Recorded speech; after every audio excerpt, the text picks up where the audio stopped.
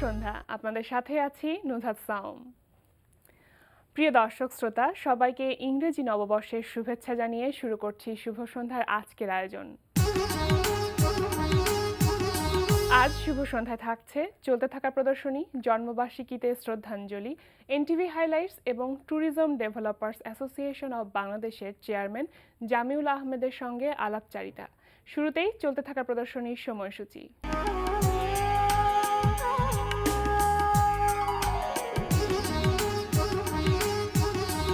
জানিয়ে দিচ্ছি ঢাকার বিভিন্ন গ্যালারিতে চলতে থাকা প্রদর্শনীর সময়সূচি। গুলশান বেঙ্গল আর্ট লাউঞ্জে প্রদর্শিত হচ্ছে চিত্রশিল্পী তৈয়বা বেগম লিপির চিত্রকলা প্রদর্শনী নো ওয়ান হোম। প্রতিদিন দুপুর 12টা থেকে রাত 8টা এই সময় প্রদর্শনী চলবে 9 জানুয়ারি পর্যন্ত। ডেইলি স্টার বেঙ্গল আর্ট প্রিসিংটে অনুষ্ঠিত হচ্ছে শিল্পী দিলারা বেগম জলির শিল্পকর্ম প্রদর্শনী অমরার আখ্যান। দুপুর 12টা থেকে রাত 8টা এই সময় প্রদর্শনী চলবে 9 জানুয়ারি পর্যন্ত। দেখছিলেন চলতে থাকা প্রদর্শনীর সময়সূচি। এবার জন্মবার্ষিকীতে শ্রদ্ধাঞ্জলি।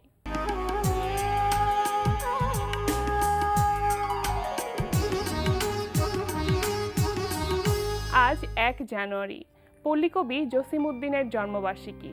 তিনি 1903 সালের আজকের এই দিনে ফরিদপুর জেলার তাম্বুলখানা গ্রামে জন্মগ্রহণ করেন। নকশি কাঁথার মাঠ তার শ্রেষ্ঠ রচনা, যা বিভিন্ন ভাষায় অনূদিত হয়েছে। এছাড়াও কবর কবিতাটি বাংলা সাহিত্যে তার অবিস্মরণীয় অবদান। তার রচিত বিষয়গুলোর মধ্যে রয়েছে কাব্যগ্রন্থ, নাটক, আত্মকথা, উপন্যাস, ভ্রমণ কাহিনী ও সঙ্গীত। তিনি 1976 সালের 13 মার্চ মৃত্যুবরণ করেন। তিনি তার সাহিত্যকর্মের মাধ্যমে আজীবন আমাদের মাঝে বেঁচে থাকবেন। আজ জন্মবার্ষিকীতে শ্রদ্ধার সাথে স্মরণ করছি পল্লীকবি জসিমউদ্দিনকে।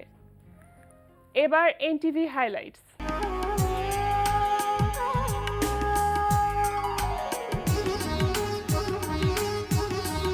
প্রিয় দর্শক, এবার জেনে নিন কি থাকছে এনটিভির রাতের অনুষ্ঠান সূচিতে। সন্ধ্যা 6:45 থাকছে জয়ন্ত রোজারিওর পরিচালনায় বিষয়ভিত্তিক ধারাবাহিক অনুষ্ঠান উদ্দীপন। উৎকোচ প্রদান, কমিশন প্রদান একটি সামাজিক ব্যাধিতে পরিণত হয়েছে। বেতনের 15% বেতন পাওয়ার সাথে সাথে আমাকে দিয়ে দিতে হবে। রাত 8:20 দেখবেন শফিকুর রহমান শান্তনুর রচনায় সৈয়দ শাকিলের পরিচালনায় ধারাবাহিক নাটক সম্রাট। ব্যাটা আমার মুখের উপর এমন কথা বললো। কি? হেলথ সার্ভিসের ডিরেক্টর কমল পাশা? তুমি চেনো তাকে? রাত 9টায় প্রচার হবে হাসান ইউসুফ খানের প্রযোজনায় সাজু খাদেমের উপস্থাপনায় জোকস প্রতিযোগিতামূলক অনুষ্ঠান হাসো। আমাদের মাঝার ভাই তার এক বন্ধুর সাথে গেছে বনে বাঘ দেখতে। তো বাঘকে দেখা মাত্র মাঝার ভাইয়ের বন্ধু একটা ঢিল নিয়ে বাঘকে ছুঁড়ে দিয়া বললো, দোস্ত পালা। মাঝার ভাই বললো, এই ঢিল কি আমি মারছি? তুই মারছস, তুই পালা। এই ছিল এনটিভি অনুষ্ঠানমালার হাইলাইটস। এরপর আসছি আলাপচারিতায়।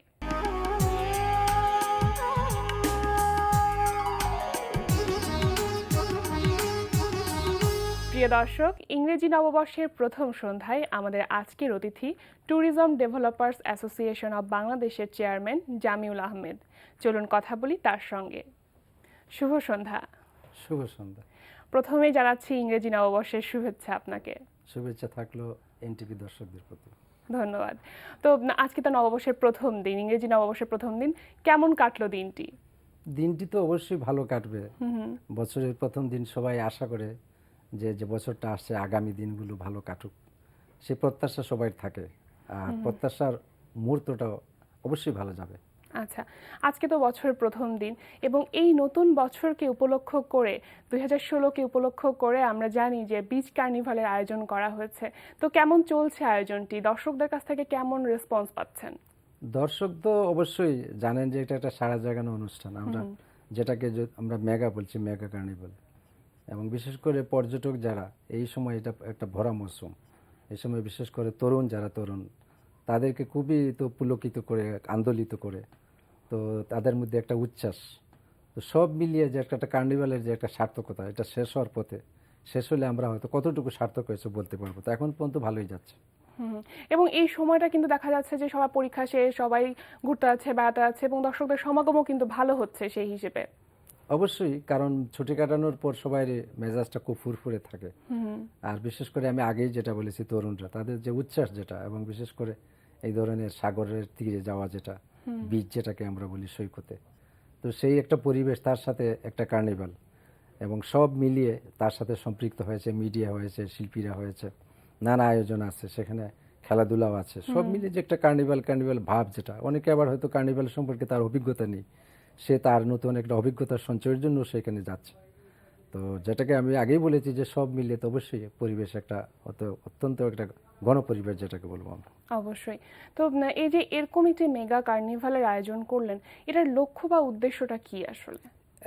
প্রকৃত অর্থে সেটা আয়োজক হচ্ছে এখানকার যে বিচ ম্যানেজমেন্ট কমিটি যেটাকে বলে আছে, তো তারা করেছে। তাদের সাথে সহযোগী হিসাবে সরকারের যে অন্যান্য পর্যটন কর্পোরেশন এবং মন্ত্রণালয়, তার সাথে ট্যুরিজম বোর্ড এবং বেসরকারি যারা আছে, আমরা বেসরকারি খাত যেটাকে বলি, তো বেসরকারি খাতের সম্পৃক্ততা যে একেবারেই পর্যাপ্ত তা না, হলে আরও ভালো হতো। আমরা এটা হয়তো ভুল ত্রুটি থেকে যাচ্ছে, ভবিষ্যতের জন্য হয়তো এটাকে শুধরানো যাবে। তো যেহেতু প্রথমবারের মতো আয়োজন, তো প্রথমবারের ভুল মতো ত্রুটি তো হচ্ছে। থাকবে, পরের থাকবে। হয়তো কোনো আয়োজনে সেই ভুল ত্রুটিগুলো শুধরে নেওয়া যাবে। কারণ এরই মধ্যে আমরা যেটা চিহ্নিত করে পেরেছি যে যারা এটাকে ক্যাশ করবে, একটা কার্নিভাল তো এটা চলে যাবে, শেষ হয়ে যাবে, তার রেস্ট থাকবে। তো এটাকে উদ্দেশ্য, যেটাকে আমরা আমাদের যারা অভ্যন্তরীণ পর্যটক, যারা ডোমেস্টিক টুরিস্ট, তাদের জন্য যথেষ্ট, কিন্তু অ্যাকচুয়ালি আমাদেরকে এটা ক্যাশ করতে হলে যারা আমরা বিদেশি টুরিস্ট যাদেরকে বলি আমরা, বিদেশি পর্যটক, ফরেন কারেন্সিটা আমাদের দেশে আনতে হলে বৈদেশিক মুদ্রা অর্জনের জন্যই কিন্তু আমাকে বিদেশি পর্যটক নিয়ে আসতে হবে। তো সেই দৃষ্টিকোণ থেকে আমরা এটাকে ততটা করতে পারিনি। ভবিষ্যতে হয়তো এটা আর একটা ঘাটতি থেকে যাচ্ছে, কারণ আমাকে ক্যাশ করতে গেলেই কিন্তু আমার একটা টার্গেট মার্কেট ঠিক করতে হবে যে আমি কোন দেশের পর্যটককে এখানে নিয়ে আসবো, কারণ সব দেশের পর্যটক কিন্তু এই বিচ কার্নিভালে নাও আসতে পারে। তো যেসব দেশে এই বিচ নেই, অর্থাৎ সাগর তীরে নেই যে দেশগুলো, সাধারণত সেই সব দেশের পর্যটকরা এইসব জায়গায় আসতে চায়, আসবে। তাদের আলাদা একটা আকর্ষণ থাকে। তো সেই কাজটুকু আমরা প্রথম বছরের মতো করতে পারিনি, এটাও আরেকটা একটা ঘাটতি রয়ে গেছে, ভবিষ্যতে সেটা করতে হবে। আচ্ছা, এই যে এত বড় একটি আয়োজন করলেন, কিন্তু সেটা একটা বিচকে ঘিরে, মানে আমাদের দেশে তো আরো অনেক টুরিস্ট স্পট আছে, তো সেইগুলোকে প্রমোট না করে শুধুমাত্র এই বিচ কার্নিভালের মতো এরকম একটি মেগা কার্নিভালের আয়োজন করলেন, এটা আসলে কি কারণে? হ্যাঁ, এটা আসলে আমি আগেই বলেছি যে এটা করেছে ওইখানকার যে বিচ ম্যানেজমেন্ট কমিটি আছে। তো আমরা কক্সবাজারকে নিয়ে আমাদের আলাদা একটা ক্রেজ যেটাকে বলি, এটা থেকে আমাদেরকে বেরিয়ে আসতে হবে। কারণ পর্যটনে একটা কথা আছে, এটাকে আমরা বলি গণপর্যটন, মাস ট্যুরিজম, অর্থাৎ তার যে ধারণ ক্ষমতা আছে তার চেয়ে বেশি পর্যটক যখন এখানে চলে যাবে, তাহলে সুযোগ সুবিধাগুলো পর্যাপ্ত সবার জন্য থাকবে না। আর এখানে একজন যাচ্ছেই, তার হলিডে মেকার্স যারা যায়, সে সময়টা ভালো কাটানোর জন্য যায়, সে তো ঝামেলার মধ্যে গিয়ে পড়তে চায় না। তো যার জন্য এই মাস ট্যুরিজমের দৃষ্টিকোণ থেকে আমরা কিন্তু এটা খুবই একটা ঝুঁকির মধ্যে আছি। সেখান থেকে আমাদেরকে বেরিয়ে আসতে হবে এবং কর্তৃপক্ষকে এইটা ভাবতে হবে যে বাংলাদেশে আরও সুন্দর অনেক আকর্ষণীয় জায়গা রয়েছে, পর্যটক আকর্ষণ রয়েছে। কারণ গোটা বাংলাদেশটাই কিন্তু আমরা বলি একটা শিল্পীর তুলিতে আঁকার মতো, অর্থাৎ দেশটা গোটা বাংলাদেশটাকে আমরা বলতে পারি একটা পর্যটক আকর্ষণীয় এলাকা। আচ্ছা, তো আরও যে আমাদের টুরিস্ট স্পটগুলো বা পর্যটক আকর্ষণগুলো রয়েছে, সেগুলোর প্রতি আমাদের নজর দিতেই হবে। তো এরকম কার্নিভাল কি আরো অনেক বেশি হওয়া বলে মনে করেন আপনি? অবশ্যই, শুধু কার্নিভাল না, আমরা কার্নিভাল নাম দেবো কেন, এটা একটা নাম, যে কোনো নামই হোক, আমার দেশের সংস্কৃতিটাকে তুলে ধরার জন্য আমি যে নামই হোক, সেটা কার্নিভালে হোক বা অন্য নামই হোক বা এলাকা ভিত্তিক কোনো নাম হতে পারে, তো আকর্ষণীয় কোনো নাম দিয়ে আমার সংস্কৃতিটাকে তুলে ধরার জন্য। এবং সংস্কৃতি তো আলাদা আলাদা রূপ আছে, কারণ কক্সবাজারের যে সংস্কৃতি উপজাতীয় ভিত্তিক সংস্কৃতি, আরেক জায়গায় গেলে অন্যরকম হতে পারে। তো আঞ্চলিক সংস্কৃতি যেটা, সেটাকে তুলে ধরার জন্য ওই অঞ্চলটাকে, যে অঞ্চলটা আমাদের পর্যটক আকর্ষণগুলো আছে, সেই সব জায়গায় কিন্তু এই ধরনের অনুষ্ঠান আরোই করতে হবে। এবং এটাকে এই ধরে রাখা, যেটা রেসটাকে টেনে নিয়ে যাওয়া, যেটা 3 দিন পরে আমরা চলে গেলাম আর কোনো কিছুই নাই, এটাই হচ্ছে সবচেয়ে বড় সমস্যা আমাদের দেশে, যে আমরা এটা ধরে রাখতে পারি না। ধরে রাখাটাই হচ্ছে সমস্যা। আপনি তো ট্যুরিজম ডেভেলপার্স অ্যাসোসিয়েশনের চেয়ারম্যান হিসেবে আছেন প্রায় বিগত, এটা শুরু থেকে আছেন প্রায় 18 বছর ধরে, তো এটার কার্যক্রমটা কি? অ্যাকচুয়ালি আমাদের কাজটা হচ্ছে, এটার নামই হচ্ছে ট্যুরিজম ডেভেলপার্স অ্যাসোসিয়েশন, অর্থাৎ ট্যুরিজম ডেভেলপমেন্ট অ্যাসোসিয়েশন, পর্যটন উন্নয়নের সাথে যারা সম্পৃক্ত তাদেরকে সাহায্য সহযোগিতা করা এবং এই বিষয়গুলো নিয়ে সরকারের সাথে একসাথে কাজ করা। একদিকে হচ্ছে সরকারকে সাপোর্ট দেওয়া, সরকারের সাথে কাজ করা একসাথে, আর বেসরকারি খাতের যারা আছে, অর্থাৎ পর্যটন শিল্পের সাথে যারা সম্পৃক্ত এবং যারা উন্নয়ন কাজ করতে চায়, যারা বিনিয়োগ করতে চায়, তাদেরকে যত ধরনের সহযোগিতা দেয়া সেগুলো দেয়া। আচ্ছা, এরকম একটি কার্নিভাল বা এরকম একটি আয়োজনের সাথে যে পর্যটন শিল্পর যে ইনভলভমেন্ট, সেই ব্যাপারটি আসলে কিভাবে হয়েছিল, বা আপনারা কি মনে করছেন যে এটা দিয়ে আসলে কতখানি আপনারা সফল হতে পারবেন? এটা হচ্ছে কি আমরা যে কার্নিভালটাকে বলছি, এটাকে মূলত আমরা আমাদের সংস্কৃতি এবং কিছু কিছু আমাদের খেলাধুলার যে আইটেমগুলো আছে এগুলো নিয়ে আসা হয়েছে। তো বর্তমান বিশ্বে কিন্তু পর্যটনকে আমরা পণ্য হিসাবে বিক্রি চলে। তো পণ্য, বিভিন্ন ধরনের পণ্য আছে। পণ্য বলতে আমরা যেটাকে টাইপ অফ ট্যুরিজম বলি, পর্যটনের যে ভাগগুলো আছে, যেমন সাংস্কৃতিক পর্যটন হতে পারে, ধর্মীয় পর্যটন হতে পারে, আমার এই যে পরিবেশ পর্যটন হতে পারে, এই ধরনের হয়তো 100-এর মতো পর্যটন আছে। তো আমাকে যে অনুষ্ঠানগুলোর কথা জিজ্ঞেস করলেন, যে কার্নিভালের কথা, সেটা কিন্তু আমাদের সংস্কৃতির সাথে সম্পৃক্ত। অতএব এটাকে কালচারাল ট্যুরিজম বা সাংস্কৃতিক পর্যটন বলতে পারি আমরা। তো সেখানে এইটাকে আমরা কতটুকু বাজারজাত করতে পারবো, বাজারজাত না করতে পারলে তো আমি ক্যাশ করতে পারবো না, কারণ কয়েকটা ধাঁচ আছে, কয়েকটা যেমন একটা পর্যটন পণ্যকে চিহ্নিত করতে হয়, এটাকে সংরক্ষণ করতে হয়, তারপর এটার উন্নয়ন করতে হয়, তারপর শেষ হচ্ছে যে এটাকে বাজারজাত করতে হয়। তো এই যে ধাপগুলো, এই ধাপগুলো যদি আমরা অতিক্রম না করতে পারি এবং আমরা ধারাবাহিকতা না রক্ষা করতে পারি, তাহলে কিন্তু এই কার্নিভাল করি বা যাই করি ওইটা সফল সফল হবে হবে না। না।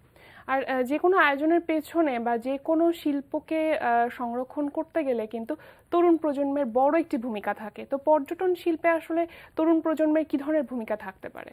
পর্যটন শিল্পে যেটা হচ্ছে কি, যে আমরা অ্যাকচুয়ালি আমরা মূলত জানি না যে পর্যটন পৃথিবীতে, যে পর্যটন শিল্পে একক সর্ববৃহৎ শিল্প বলা হয়, তার যে অর্থনৈতিক অবদান, তার যে কর্মসংস্থান এবং তার যে সামাজিক সাংস্কৃতিক অবদান, আমাদের গোটা বিশ্বের যে পর্যটন এখানে যে সম্পৃক্ততা আছে, সেই সম্পৃক্ততা পর্যটনের সাথে সেখানে তরুণ সমাজ এবং মহিলাদের সম্পৃক্ততা সবচেয়ে বেশি।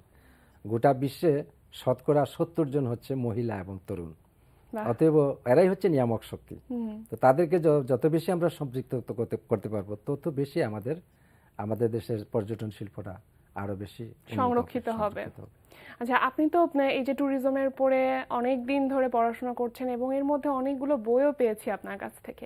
তো বইয়ের বিষয়বস্তুগুলো তো অবশ্যই পর্যটনকে নিয়ে, কিন্তু পর্যটনের উপরেই আসলে কোন বিষয়গুলোকে প্রাধান্য দিয়ে বইগুলো লেখা হয়েছে? পর্যটনের উপরে আমি অর্থাৎ যে বইগুলো লিখেছি, এটা মানে 1 ডজন বই, 12টার উপরে বই আছে। এগুলো আমার একটা কমিটমেন্ট ছিল, একটা প্রতিশ্রুতি ছিল, আমি সরকারের কাছে জমা দিয়েছি, তারা এগুলো করছে। তো সেখানে পর্যটনকে অর্থাৎ দেশি পর্যটন বলি, বিদেশি বলি, এবং পর্যটনের মৌলিক বিষয় অর্থাৎ সার্বিকভাবে পর্যটন শিল্পের সার্বিক বিষয়গুলো সবগুলোই কিন্তু এই 12টা পুস্তক বা বইয়ের মধ্যে সীমাবদ্ধ করে রাখা হয়েছে। আর পাশাপাশি অন্য একটা কাজ যেটা আমি এখনো শেষ করতে পারিনি, একটা অভিধান বা আমরা যেটাকে বলি ডিকশনারি, যেটাকে বলি ট্যুরিজম ডিকশনারি এবং টার্মিনোলজি, সেটার উপরে আমি প্রায় 20-25 বছর ধরে একটা বইয়ের উপরে কাজ করছি, যেটা একটা সফলতার দিকে যাচ্ছে। আশা করি পর্যটন বর্ষ 2016 যেহেতু ঘোষণা করা হয়েছে, এই বর্ষে হয়তো আমি আমার যারা পাঠক তাদেরকে হয়তো আমি এটা দিতে পারবো, উপহার দিতে পারবো। আচ্ছা, এই প্রসঙ্গটাতে আসতাম যে 2016-কে পর্যটন বর্ষ হিসেবে ঘোষণা করেছে সরকার। তো সরকারের এছাড়া পর্যটন শিল্পকে বাঁচিয়ে রাখার জন্য আর কি কি ধরনের পদক্ষেপ রয়েছে? অ্যাকচুয়ালি পদক্ষেপ যেটা আমরা বলি, কারণ পর্যটন বর্ষ পালন আমরা আর একবার করেছি, আমরা খুব একটা সাফল্য লাভ করতে পারিনি। এইবারও করা হচ্ছে, কারণ একটা দেশে যখন পর্যটন বর্ষ ঘোষণা দেয়, এটা কমপক্ষে 3-4 বছর আগে থেকে এটা ঘোষণা দিয়ে একটা প্রস্তুতি নেওয়া হয়। তা আমরা সবসময় কিন্তু একটা তাড়াহুড়োর মধ্যে চলেছি। আগেরবারও আমরা খুব একটা কিছু করতে পারিনি, এইবারও কতটুকু হবে আমি জানি না। তবে সরকারের তরফ থেকে অর্থাৎ কর্তৃপক্ষ বলছে তারা এটা টেনে নিয়ে যাবে আরো 2-1 বছর। এখন এটা শুরু হলে বোঝা যাবে যে এটার থেকে কতটুকু লাভবান হওয়া যায়। তো আমাদের মধ্যে তো অবশ্যই শঙ্কা আছে, কারণ এখানে সম্পৃক্ততার ব্যাপার আছে। এখানে প্রাইভেট সেক্টর এবং পাবলিক সেক্টর, সরকারি এবং বেসরকারি খাত, এবং যারা আমাদের ভোক্তা, যারা টুরিস্ট আছে, দেশি হোক বিদেশি হোক, তাদের সম্পৃক্ততা, এই যে একটা ত্রিপক্ষীয় যে একটা কার্যক্রম, এটাকে কতটুকু সফল করা যাবে, এটা নির্ভর করবে সরকারি এবং বেসরকারি খাতের যৌথ প্রচেষ্টার উপরে। আচ্ছা, বাংলাদেশে যারা ফরেন ট্যুরিস্ট আসে, অনেক ক্ষেত্রে বা আমরাও যখন বাইরে যাই, একটা প্রবলেম কিন্তু থেকে যায় যে কোনো জায়গায় যে আসলে কোন কোন ট্যুরিস্ট স্পট সেটা আসলে ভেবে পাচ্ছি না বা বুঝতে পারছি না কোথায় কোথায় যাব। তো সেক্ষেত্রে কি কোনো রকম কোনো অ্যাডভাইজার বা এরকম টাইপের কোনো পদক্ষেপ নিচ্ছেন আপনারা? এটা প্রকৃত অর্থে যারা বেসরকারি খাত, যারা এটা নিয়ে ব্যবসা করে, তারা তাদের রুটি রোজগারের প্রয়োজনে, প্রচারের প্রয়োজনে তাদের ওয়েবসাইটগুলো বা তাদের যে ব্রোশিওরগুলো আছে, প্রচার পুস্তিকা যেগুলো বলি আমরা, এগুলোতে তারা তুলে ধরে। সরকারিভাবে করছে, সরকারিভাবেও তারা প্রচার পুস্তিকা ওয়েবসাইট করে। তো যারা ট্যুরিস্ট বিদেশ থেকে আসবে পর্যটকরা, তারা কিন্তু এই ওয়েবসাইটগুলো আজকাল তারা ভিজিট করে, এবং এটাই হচ্ছে সবচেয়ে সহজ আর কি। তারপরে যখন তার কাছে সম্ভব হয়, সে যে পুঁথিপুস্তকগুলো আছে, গাইড বই আমরা যেগুলোকে বলি, সে গাইড বইগুলো হচ্ছে। তো এগুলো হচ্ছে না যে তা না হচ্ছে, কিন্তু আরো আরো আরো হতে হবে, আরো পর্যাপ্ত হওয়া আছে। বিভিন্ন রকম ফেয়ারও কিন্তু হচ্ছে বিভিন্ন হচ্ছে জায়গাতে। বিভিন্ন জায়গায় ফেয়ার হচ্ছে, যোগাযোগ হচ্ছে। আর একটা জিনিস মনে রাখতে হবে যে পর্যটন শিল্প কিন্তু শতভাগ সেবা নির্ভর শিল্প। তার যে প্রোডাক্ট বা পণ্য যেটা, সেটাকে কিন্তু খালি চোখে দেখা যায় না। আবার হচ্ছে কি, তার প্রোডাক্টটা পণ্যের কাছে নিয়ে যাওয়া যায় না। অন্য সব শিল্পে কিন্তু পণ্যটা ভোক্তার কাছে নিয়ে যাওয়া যায়, কিন্তু পর্যটন শিল্পের পণ্যটা কিন্তু ভোক্তার কাছে নিয়ে যাওয়া যায় না, বলে ভোক্তাকে প্রোডাক্ট বা পণ্যের কাছে নিয়ে আসতে হয়। এই 2016 সালকে যেহেতু পর্যটন বর্ষ হিসেবে ঘোষণা করা হয়েছে, তো আমরা আশা করব এই শিল্পকে বাঁচিয়ে রাখার জন্য আর অনেক অ্যাক্টিভিটিস থাকবে সরকারের এবং আপনাদের একই সাথে। আমাদের অনুষ্ঠানে এসেছেন, এত ব্যস্ততার মাঝে সময় দিয়েছেন, অনেক ধন্যবাদ আপনাকে। হ্যাঁ, ধন্যবাদ আপনাকে, এবং বিশেষ করে এই যে এনটিভি পরিবার এবং যারা দর্শক শ্রোতা আছেন সবার প্রতি শুভেচ্ছা থাকলো। প্রিয় দর্শক, কথায় কথায় আমরাও চলে এসেছি অনুষ্ঠানের শেষ প্রান্তে। আমাদের সঙ্গে যোগাযোগের ঠিকানা প্রযোজক শুভ সন্ধ্যা, এনটিভি বিএসসিসি ভবন, 7ম তলা, 102 কাজী নজরুল ইসলাম এভিনিউ, কারওয়ান বাজার, ঢাকা 1215। আমাদের মেইল অ্যাড্রেস shubhasondha@ntvbd.com। প্রিয় দর্শক, এনটিভিতে সম্প্রচারিত সংবাদ ও অন্যান্য সকল অনুষ্ঠান দেখতে লগ ইন করুন www.ntvbd.com এ। ইংরেজি নববর্ষ প্রত্যেকের জীবনে নিয়ে আসুক সুখ, শান্তি ও সমৃদ্ধি, এ প্রত্যাশা রেখেই শেষ করছি আজকের অনুষ্ঠান। শুভরাত্রি।